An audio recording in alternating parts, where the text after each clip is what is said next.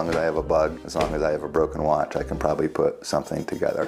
Well, some people squash them. Mike Libby of Portland, Maine celebrates them. The guts on these insects, horological. Yeah, I take real preserved insect specimens and customize them mostly with antique watch parts. But lately I've started, in the last couple of years, throwing in some like sewing machine parts. Cogs, gears, coiled springs, and in some cases, precious jewels. So this is a Kubochon from Cartier, and it's bezeled with an actual sapphire. He shared the buzz on how he ended up here. Yeah, it was back in 1999. I was at an artist residency, which is basically a place where artists can go and make whatever they want. Went to what I thought was kind of a cheeky gimmick of an idea and decided to make a robot bug. I found a beetle a year previous under a vending machine and decided that it was intact enough. I wanted to keep it as a specimen. With that shell, he used an old Mickey Mouse watch to create his first robot bug. His work certainly progressed, delicate in nature and dynamic by design, opening the Insect Lab in 1999 after graduating from the Rhode Island School of Design. And last year I started to include some tattoo needles into the bees and the wasps and the hornets. I like to look for those little correspondences between the functionality of the equipment. His parts, if you will, are acquired in various ways. Where do you get your bugs?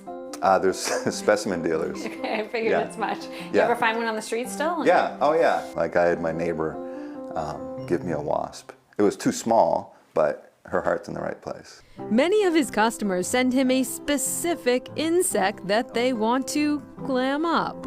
But he sent me a beetle that he remembered seeing in his father's shop when he was really young, and it was like a 35-year-old beetle. And so in that instance, that person giving me that specimen, the actual bug, the actual specimen itself had like emotional significance. The tiny nature makes for a tough job. It's a pain. I mean, it's not easy. It's a combination of making a Fabergé egg in a bottle. Like it's, you know, kind of like a ship in a bottle. It's very delicate, very time consuming. How do you ship these things? Very carefully, yeah.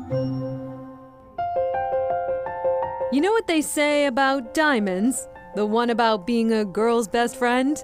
That may never change, but the way they go from this to this is evolving. It's funny because when we were launching the idea of our business together, we sat around our dining room table trying to decide how we would fit into an area where there are so many well-established and beautiful jewelry stores. A social setting where we meet with people and we talk to them and we share space. You will not find cases full of sparkly baubles inside Tesoro Boston and Middleton. Okay, a couple. But what you will find is a custom-made jewelry bar, a place where conversation leads to design, leads to a unique setting for you and your diamond. What we really wanted to do is we wanted to listen, hear what the customer had to say. Working with our clients in this way, they get to really put their personal stamp on it. Jewelry is one of the few items that is governed solely by emotion. You pick the stone, and Narissa brings your thoughts about the design to life on the computer.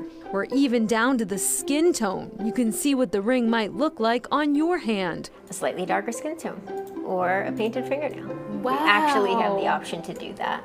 Think it's perfect? A 3D printer version of your setting is next. This young woman came in and they're getting married and she's like, I want something that will depict the strength, like our love is like as strong as an oak tree. So we took an oak leaf and then we took another heart-shaped leaf that we found out in nature and made her an alternating oak leaf, heart leaf, oak leaf band. Whatever you can imagine, or perhaps reimagine.